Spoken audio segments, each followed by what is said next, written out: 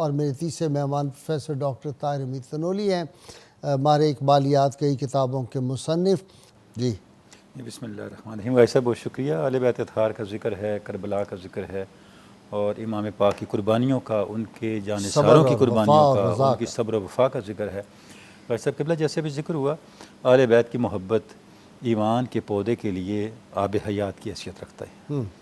اگر اہل بیت کی محبت نہیں ہے تو ایمان کا پودا تر و تازہ نہیں رہ سکتا۔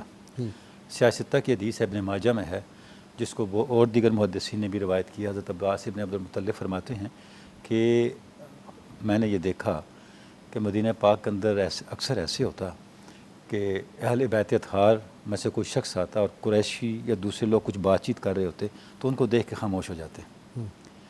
تو یہ بات جب آپ صلی اللہ علیہ وسلم کو پتہ چلی تو آپ نے فرمایا تم لوگ میرے اہل بیت کو دیکھ کے چپ ہو جاتے ہو، ان کو دیکھ کے کوئی تنگی محسوس کرتے ہو۔ آپ نے فرمایا کہ اس وقت تک ایمان تمہارا مکمل نہیں ہو سکتا حتی یحبہم للہ ولقرابتہم منی، جب تک تم میرے اہل بیت کے ساتھ اللہ کے لیے اور میری قرابت کے لیے محبت نہیں کرتے۔ یعنی کتنی احادیث ہیں، کتنی روایات ہیں، کتنے مواقع ہیں جن میں آپ صلی اللہ علیہ وسلم نے اس چیز کو بہت واضح فرمایا کہ اہل بیت کی محبت کی کیا اہمیت ہے۔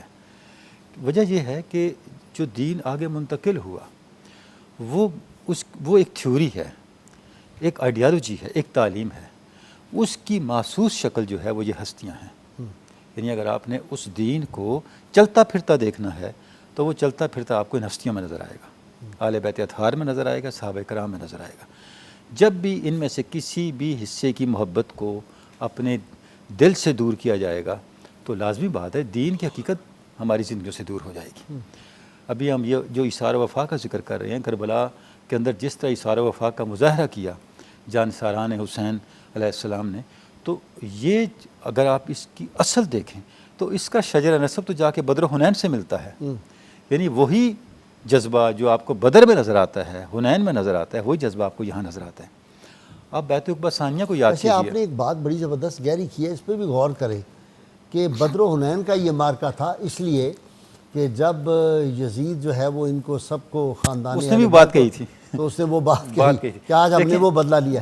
وہ جو شکست وہاں پہ ہوئی تھی اس کا اپنی طرف سے بدلہ لیا، لیکن اس کو یہ نہیں پتا کہ اس نے اپنی ساری نسل جو تھی، اپنے بڑے چھوٹے سب جو تھے، ان کو اس سے ذلیل کروا کے صاحب اس کی دو ڈائمینشنز ہیں۔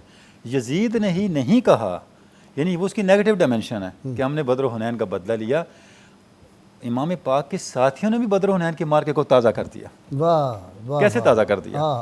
جو علامہ نے کہا نا کہ غریب و سادہ اور رنگین ہے داستان حرم، نہایت اس کی حسین ابتدا اسماعیل۔ یہ اسماعیل سے لے کے بدر و حنین تک کی تفصیل جو تھی وہ جہاں کے کنکلوڈ ہوئی کربلا کے اندر، وہ حسین کے اندر آ کے کنکلوڈ اور یہاں امام پاک جیتے ہیں، ہارے نہیں ہیں۔ دیکھیں جی، ہار شکست کو ہم ڈسکس ہی نہیں کر رہے نا، اس کا تو معیار ہی الگ ہے، وہ تو اوپر فارا فیصلہ کرے گا۔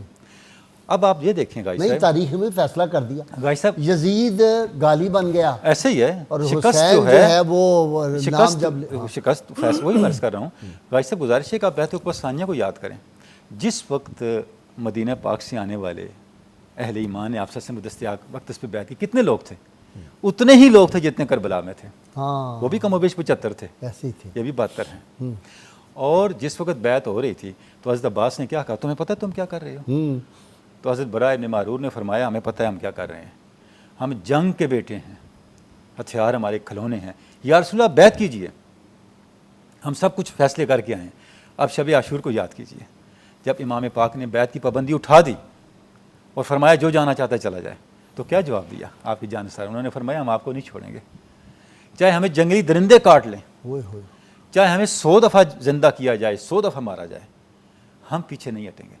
یہ باز گشت تھی بیت عقبہ ثانیہ کی، جو وہاں ہوا اس کا آپ تکرار یہاں دیکھ رہے ہیں۔ اور یہاں ایک فرق بھی ہے، ایک فرق ہے، وہاں ان کے سامنے لاشیں نہیں پڑے ہوئے تھے، یہاں تو یقین تھا کہ یہ موت یقینی ہے۔ اور بھائی صاحب آپ یہ دیکھیں، اس سے ہی فیصلہ کر لیں کہ حق کہاں ہے، یزید کے پاس ہے کہ حسین کے پاس ہے، کون سا منظر کہاں ریپیٹ ہو رہا ہے، اس سے فیصلہ کر لیں۔ اور آگے آپ دیکھیں، بدر میں دیکھیں، جب حضرت مقداد نے کیا کہا کہ یا رسول اللہ ہم قوم موسیٰ نہیں ہیں، ہم آپ کے دائیں لڑیں گے، آپ کے بائیں لڑیں گے، آپ کے آگے لڑیں گے، آپ کے پیچھے لڑیں گے، یہی کچھ جانثاران حسین نے کہا۔ اور احد میں دیکھیں حضرت ابو طلحہ نے اپنے جسم پہ تیر روکے، وہی چیز یہاں ہے، جانثاران حسین نے اپنے جسم پہ تیر روکے، واہ واہ، اپنے جسم پہ تکلیفیں برداشت کی، اور اس وقت تک امام پاک کو میدان میں اترنے نہیں دیا جب تک ایک جوان بھی پیچھے موجود تھا، بالکل ایزی لاسٹ، اینڈ پہ سارا کچھ ہو رہا ہے۔ تو یہ سارے کا سارا منظر ہمیں کس طرح متوجہ کرتا ہے؟ یہ اس طرح متوجہ کرتا ہے کہ وہ جو کنکلوژن ہے ایمان کے ظہور کا، اللہ کی ذات پہ یقین کا، وہ اینڈ آ کے ہو رہا ہے یہاں کربلا کے اندر۔ یقین کی معراج عظمیٰ جو ہے وہ کربلا میں نظر آ رہی ہے، اور یہ شعوری طور پہ ہو رہا ہے، انہیں پتہ تھا ہم کیا کر رہے ہیں۔ دیکھیں جس وقت یہ سارا قافلہ پہنچا یزید کے دربار میں، اور وہاں پہ جب گفتگو ہوئی تو سیدہ زینب نے جو آیتیں پڑھی، لا تحسبن الذین قتلوا فی سبیل اللہ اموات، یہ وہی آیتیں ہیں جو بدر حنین کے شہیدوں کے لیے اتری۔ واہ واہ واہ واہ، وہی کچھ آپ نے وہاں پڑھا، فرمایا تم یہ سمجھتے ہو شیطان اور تمہارے ٹولے نے اہل حق کو ختم کر دیا؟ نہیں، ہم زندہ ہیں، تم سے دست قدرت انتقام لے گا، اور ہمارے ترانے قیامت تک زندہ رہیں گے۔ تو وہ جو یہ یقین کہاں سے اوریجنیٹ ہو رہا تھا؟ یہ اللہ کی کتاب سے اوریجنیٹ ہو رہا تھا، یہ نسبت رسالت سے اوریجنیٹ ہو رہا تھا، یہ بدر حنین کے کارزاروں سے، یہ احد کے میدان سے، یہ بیت عقبہ ثانیہ کی گھاٹیوں اور وادیوں سے اوریجنیٹ ہو رہا تھا۔